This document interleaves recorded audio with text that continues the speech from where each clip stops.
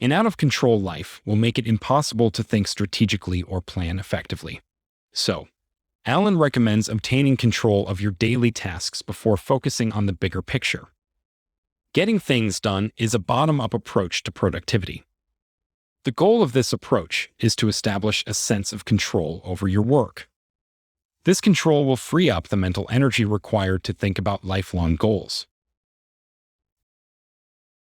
StoryShots is proud to bring you this free audiobook summary.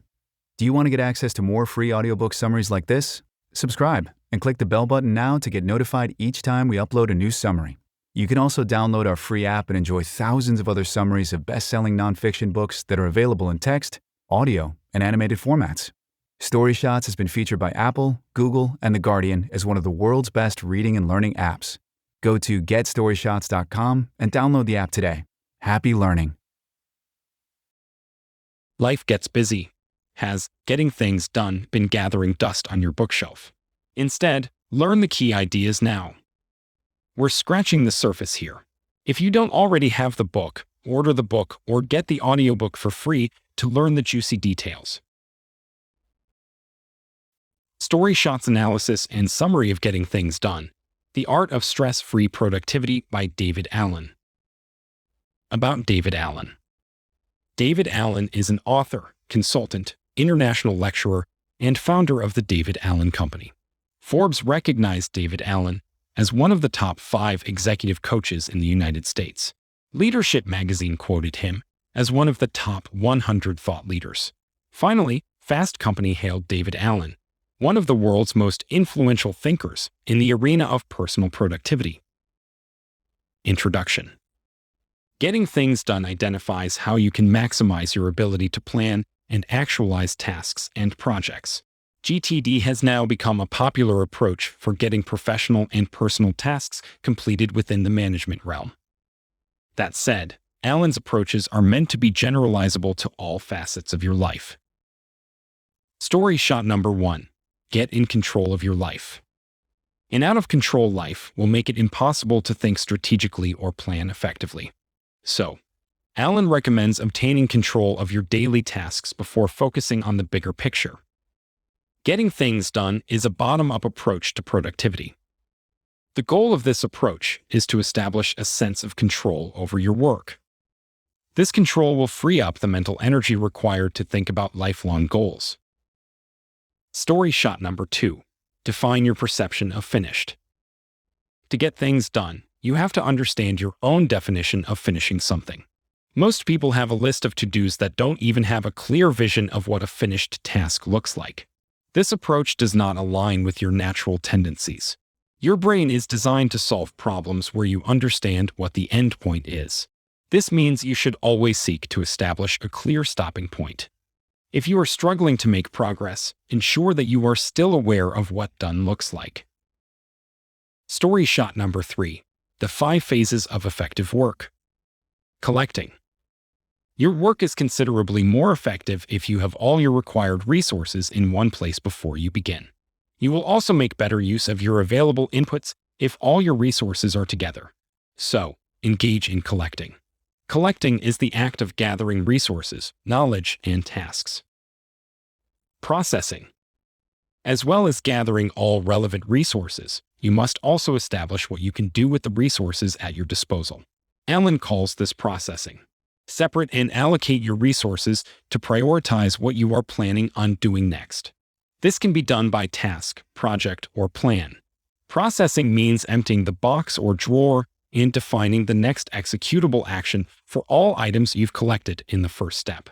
Most people find it difficult to act on a specific task because they do not know what they need to do next. Without defining, the chore is nothing more than an abstract idea and will keep popping up in your thoughts. Organizing. After processing, you then have to take your results and place them into a system you trust. The importance of this system is that it means you won't have to remember all the processing results. Organizing allows you to place these results in a useful format. Allen recommends placing tasks on to-do lists and projects on project lists. Then place future plans on a tracking system and reference information in a file or database. Doing. Doing is simply the process of taking action on the plans you have already established. So, doing means working through the tasks you can accomplish right now. Reviewing. After taking action, you need to examine the results of your work. After examining, revise your strategy accordingly and improve your systems for better results. In this step, you regularly confirm you have defined the right tasks and have included everything that needs to be done. This reviewing phase should take about 1 or 2 minutes for a daily review. Spend 10 minutes for a weekly review. People tend to attempt to store everything in their minds. Our brains are not optimized for memory storage. They are optimized for quick decision-making. So, try to avoid juggling information within your head. To achieve maximum efficiency, the brain must focus 100% on the task at hand. Never dwell on pending projects or other unrelated concerns. One way to do this is to stop for a moment and place all the important stored information down onto a piece of paper. Some people prefer to write this information while others prefer drawing. Either way, you want to get your stored information out of your brain. Once you have done this, you will find it far easier to make decisions based on this information. This approach will complement your brain, but it should also prevent stress. If you reduce the friction experienced when capturing ideas, you'll naturally capture more of them. Story shot number 5. Projects and tasks are different. A common mistake is tracking projects and tasks in the same way. Another mistake is conflating projects and tasks within the same review process. Conflating the two is a surefire way to overwhelm yourself. Including long-term projects alongside your daily tasks will make you feel like a failure. In your eyes, you will fail this long-term project for the months or years it takes for you to complete it.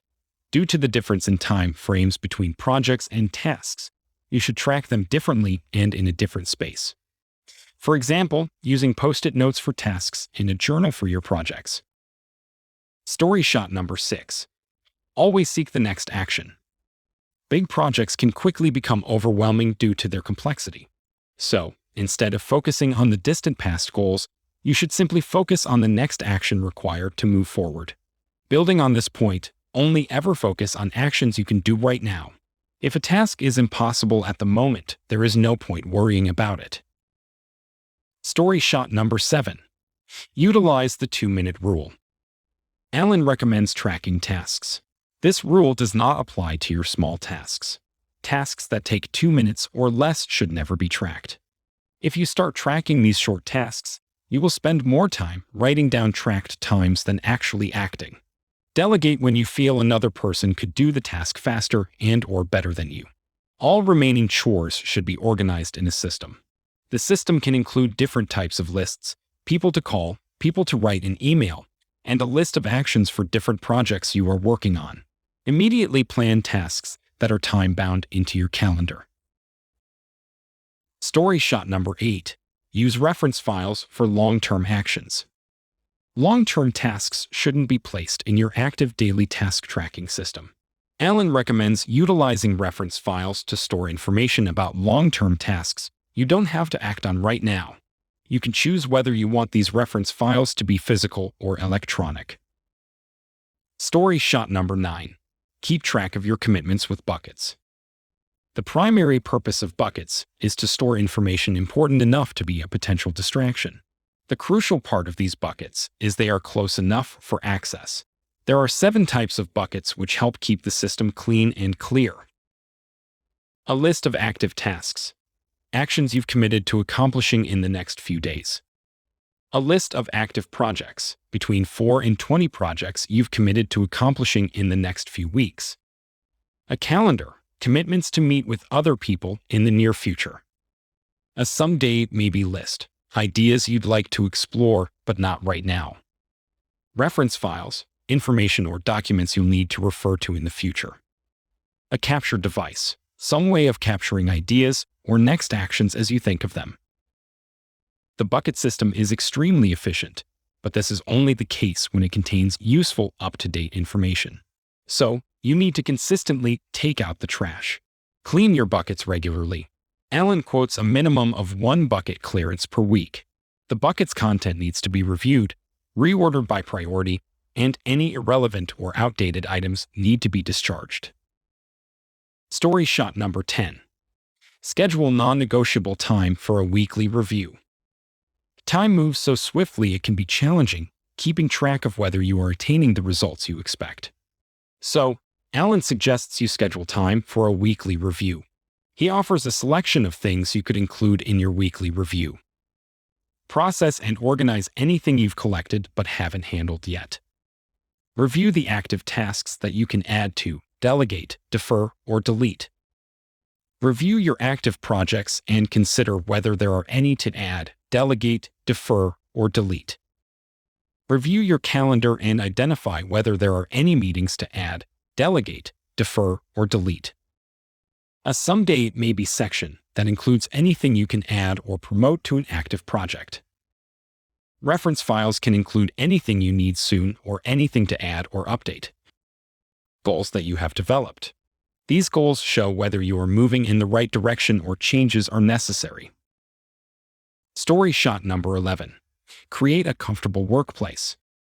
It is crucial you structure your tasks, but it is also crucial that you optimize the structure of your workplace. Your workspace should include all the materials you require to work productively. You must also ensure you are comfortable within your workplace. You will not obtain instant gratification from getting things done. Instead, it will take considerable time for you to get everything under control. So, you should cut yourself some slack. Getting things done is about developing a collection of habits. Habits take time to develop. As getting things done is associated with a wide range of habits, you should incorporate one habit at a time. Once this habit becomes effortless, focus on installing the next habit. The primary goal of getting things done is to make it easier to do the work that matters to you. This means getting things done helps you to effectively tackle procrastination by endlessly improving your system. These improvements are usually far simpler than you think. The most effective systems utilize the most straightforward approaches that work. When in doubt, err on the side of doing less. Story shot number 13. Utilize natural planning. Project planning tends to be characterized by an unnatural, non-structured process. Alan describes natural planning as a quick and fun way to identify concrete steps. These steps will lead you closer to accomplishing your long-term goals. First, start with your accomplished goal in mind. Once you have this in mind, you can start brainstorming. Avoid brainstorming in your mind and ensure you brainstorm externally. For example, write down your ideas and draw mind maps. Once your ideas are organized, you will start finding concrete steps to accomplish them and get closer to your goal. Story shot number 14. Prioritizing your tasks. The priority of tasks can help you define what to do first. Alan outlines 6 levels of prioritization that you should consider when planning your work. 1. Your 3 to 5 year vision. 2. Your 1 to 2 year vision. 3. Current responsibilities. 4. Current projects. 5. Current defined actions. 6. These actions directly influence the other 5 levels. Final review and analysis. Getting things done is a guide to improving productivity in all parts of your life. GTD is a system that is used in the corporate world as a way of getting projects completed. The book suggests prioritizing appropriately, clearly defining goals, creating a productive environment, and writing everything down. These steps, along with several others, have the potential to move your tasks from to do and doing to done.